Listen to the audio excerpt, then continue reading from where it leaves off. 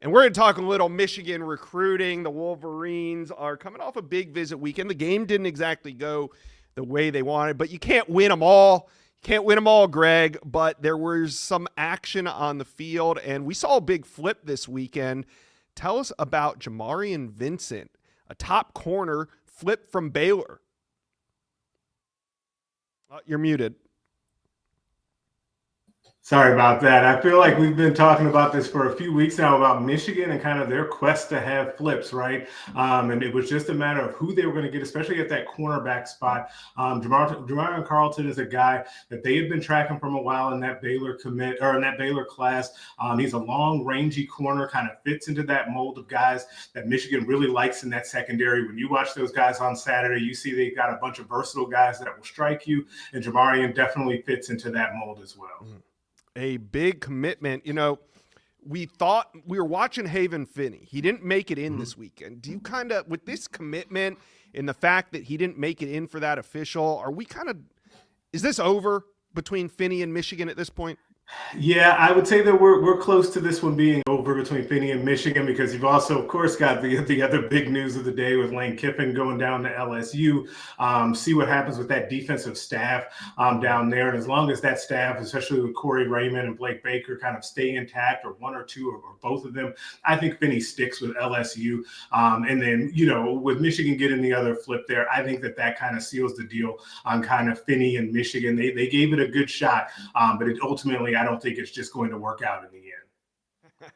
I was just thinking, last year at this time, we were coming off the heels of the Bryce Underwood flip. It felt like we didn't really know what Michigan was capable of until they flipped Bryce Underwood. Right. And then we were just like, well, they could just flip anybody from here on out. And they did finish strong. How do you think, we're 3 days from the 2026 early signing period, how do you think they're going to close? Is there anybody else on the radar that Michigan could finish with?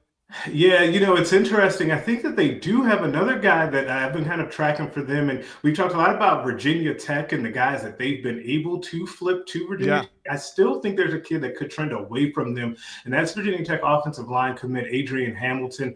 Michigan had been working really hard on him even before kind of the James Franklin news was announced and that buzz got going. I think Michigan is in a good spot. He was on campus this past weekend. By all accounts so far, that visit went really well. So I still think Michigan is poised to pull that flip off.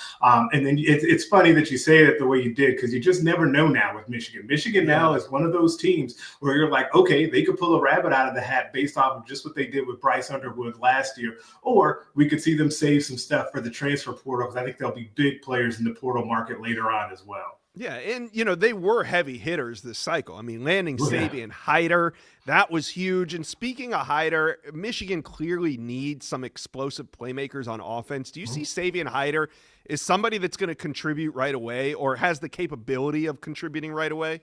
Yeah, absolutely. I think that this is a good year for running backs overall in the class, and he stands out as the best guy. So that tells you something, or should tell you something about him and his skill set and what we think of it. Yeah, I think that he could definitely be a guy that plays early and can at least be a rotational back for them, because they've got some good running backs on that team. We'll see kind of how those running back injuries kind of shake out long term for them that they have currently. But I think that Hyder is as good as they come, and he's one of the better running back prospects we've seen in the last few years. I think he definitely has a shot to play early for them. And I know Michigan fans are really excited about the Hyder Underwood backfield potential that could be going on there in Ann Arbor in the future. Absolutely. All right, Michigan fans, talk to us. It was an exciting 2025 cycle. 2026 is heating up as well. We got 3 days till signing day. Who are your priority flip targets down the stretch? Put it in the comment section below.